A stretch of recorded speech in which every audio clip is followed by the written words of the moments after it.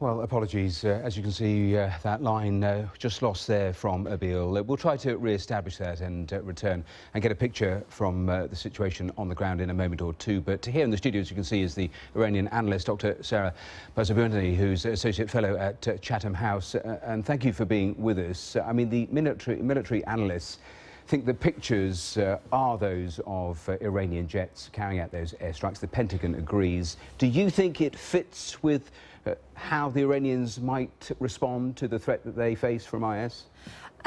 If you're asking me whether or not the Iranians are truthfully denying this strike being conducted by them, I simply don't have enough information to comment on that.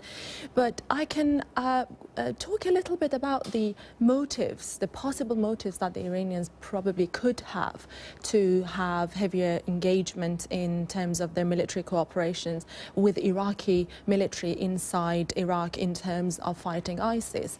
Iran is a country that invested a lot in its relationship with Iraq. Iraq is a country that has gone through 8 years of war with the Iranian government, and Iranians tried very hard since 2003 to make Iraq as an ally, as a regional ally.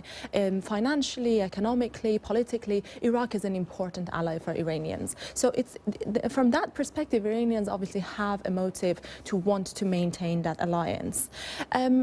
In terms of fighting ISIS, also Iranians have a very strong motive, because let's not forget the map that was published by ISIS stretches all the way to the eastern borders of Iran. Khorasan province is one of the aims for ISIS to establish caliphates. So Iran sees ISIS as a national security threat because sharing a border with Iraq, because of possibilities and aspirations of ISIS to wanting to attack Iran as well.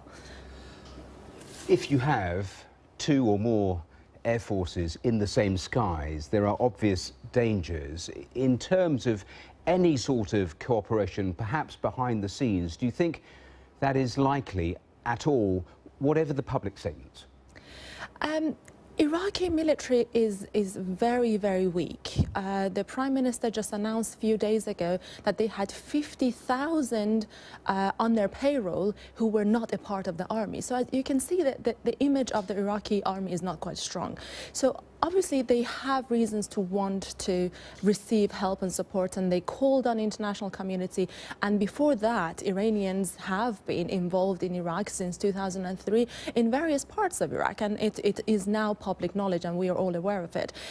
I wouldn't imagine that Iranians would get involved into any sort of action without at least liaising it with the Iraqi army.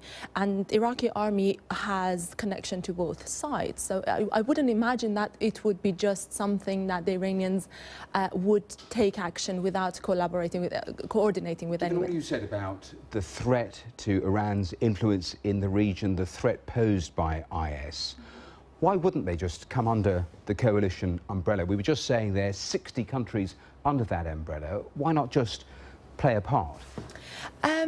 I think nuclear negotiation is a big part of this question. Iranians wanted to resolve that, and obviously other roles that Iran plays in the region are very much dependent on that deal or no deal. And just briefly, because we've seen progress made, they were very close to actually getting a deal last month. Do you think we are on the brink, perhaps, of a new sort of relationship with Iran and the rest of the world? You mean more collaboration? Yes. And a closer and friendlier relationship? Yes. Well, we all were hoping that this deal would come through this time in November, but that didn't happen. Obviously, there are some strong motives for both sides to want to normalize the relationship.